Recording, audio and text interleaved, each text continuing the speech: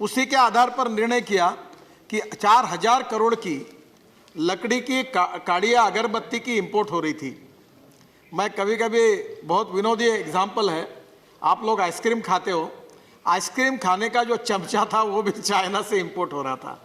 तो मैंने मजाक में कहा कि हमारे देश में क्या चमचों की भी कमी है कि वो भी आ रहा।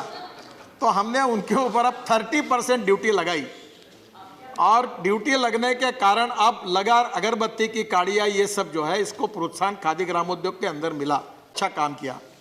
ये आपके बारामुल्ला जिले में ये जो रुमाल बनते हैं, तो वहाँ रुमाल बनाने के लिए वहाँ जो आतंकवादी क्षेत्र काफ़ी बड़ा है, तो वहाँ के महिलाओं को काम दिया, और मेरी जानकारी है कि 2000 महिला अभी काम कर रही है और वो रुमाल बना रही है। और गुलाब नबी साहब, ये एक रुमाल 50 रुपये का केवल है। 2 करोड़ रुमाल पेटीएम ने खरीद लिया और अपने उसका मार्केटिंग कर रहे हैं, और ये 3 रुमाल की कीमत 150 रुपये है, और मार्केट में जो ब्रांडिंग रुमाल है उसकी कीमत 350 रुपये है, कंपनी की 250 है। और इसलिए अभी वो 2000 महिलाएं रुमाल बना रही है, और ये रुमाल मैं प्रयास कर रहा हूँ, अभी तक जमा नहीं है, इसको एक्सपोर्ट करना। क्वालिटी अच्छी है, और ये रुमाल 50 रुपये का एक है, सस्ता भी है।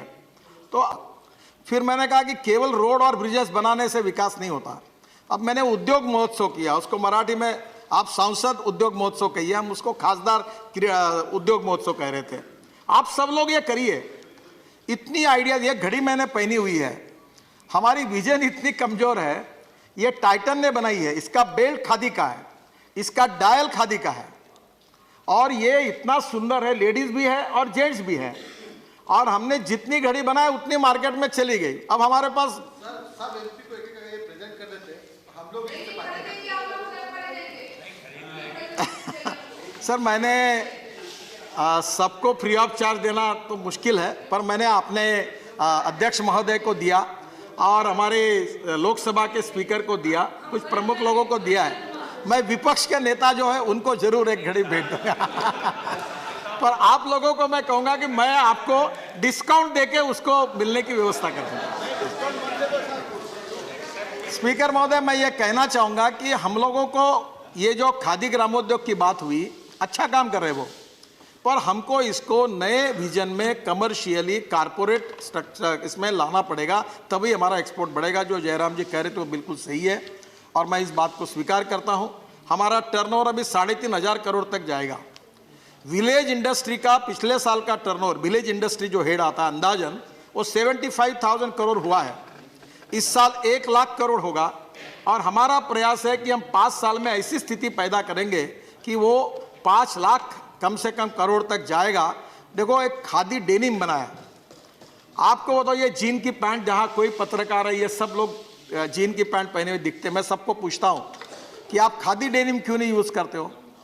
ये जो अमेरिकन कंपनी है, लेवाइस या कुछ तो भी नाम है उसका, वो हमारा पूरा खादी डेनिम का कपड़ा खरीद रही है, और वो उनका ब्रांडिंग होकर हमारे लोग 3000 और 4000 में खरीदते हैं, और हमारे यहाँ सिलाई करके वो 500-700 रुपये में मिलेगा, उसको कीमत नहीं मिलती। क्योंकि मार्केटिंग के लिए सोचना होगा। तो बहुत अच्छे मैंने बीच में डिज़ाइनर की भी मीटिंग की थी, इसमें बहुत पोटेंशियल है।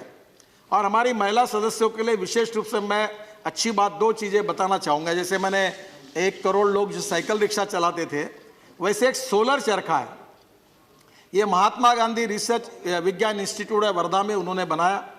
जब गिरिराज जी मंत्री थे, कलराज मिश्र जी थे, मैं उनके पीछे लगा, फिर गिरिराज जी के पीछे लगा। अब ये सोलर चरखा बहुत अच्छा डेवलप हुआ है। तो हमने अभी स्मृति ईरानी जी और मेरे बीच में मीटिंग हुई, और मैंने उनको कहा कि आपका 25% जो सूत लगता है वो आप सोलर चरखे से खरीदी करिए। तो उन्होंने प्रिंसिपली एक्सेप्ट किया, और हमने ये योजना बनाई है कि 5 साल में हम 10 लाख महिलाओं को, एक महिला को 2 सोलर चरखे देंगे, और वो चरखा जो है उसके ऊपर जो सूत निकलेगा, मैं आपको गारंटी से बता रहा हूं कि आप में से जितने लोग यहां बैठे हैं, वो सब लोग जो कपड़े पहने उससे अच्छे क्वालिटी का सूत जो है कपड़े के लिए वहां बनता है। और हमने जो स्फूर्ति योजना बनाई उसमें 13 अभी हमने स्फूर्ति योजना के लिए जो मंजूर किए। एक योजना में 2000 सोलर चरखे महिलाओं को मिलते हैं, 40 करोड़ की स्कीम है, हम 10 करोड़ इंसेंटिव्स दे रहे हैं, और उसमें एक प्रोजेक्ट के पीछे 3,500 लोगों को रोजगार मिल रहा है। और मैंने ये बड़े बड़े जो पंतलून वगैरह टाइप लोग हैं इनको कहा कि आप इसमें आइए, वो आने के लिए तैयार है कि कपास से लेकर सूत से लेकर वेविंग सब सोलर पर होगा। साइजिंग, ब्लीचिंग, कैलेंडरिंग 13 प्रोजेक्ट शुरू भी हो गए, और उसका जो कपड़ा होगा उसका डिजाइनिंग होगा और उसके बाद उसका एक्सपोर्ट होगा। हमारे देश में किसानों को डायरेक्ट इसका बेनिफिट मिलेगा, जहां कपास होता है वहां ये हो सकता है। तो ग्रामीण और विशेष रूप से ट्राइबल और 115 एस्पायरेंट डिस्ट्रिक्ट को केंद्र बिंदु मानकर हमने अनेक योजनाएं बनाई है। कॉयर की बात आपने की, कल ही यहाँ IIT के साथ मीटिंग हुई, आदरणीय राज्य मंत्री जी उसमें थे। हमने चेन्नई IIT को अपॉइंट किया, और अभी एम्बार्कमेंट में आपको ये मालूम होगा, हाइड्रोपोनिक जो पानी पर खेती हो रही है, 1 के ऊपर 10, बहुत अच्छी टेक्नोलॉजी है। उसमें जो पिट लगता है वो कॉयर का है, और ये कॉयर का जो बोर्ड है हमारा केरल का, अब इसका टर्नओवर 1900 से 3300 करोड़ रुपए हुआ है। वो एक्सपोर्ट भी कर रहे हैं, और उसमें अभी खेती से लेकर कॉयर को बहुत डेवलप करने की आवश्यकता है। तमिलनाडु, केरल और आंध्र, तेलंगाना, यहाँ भी ये कर सकते हैं।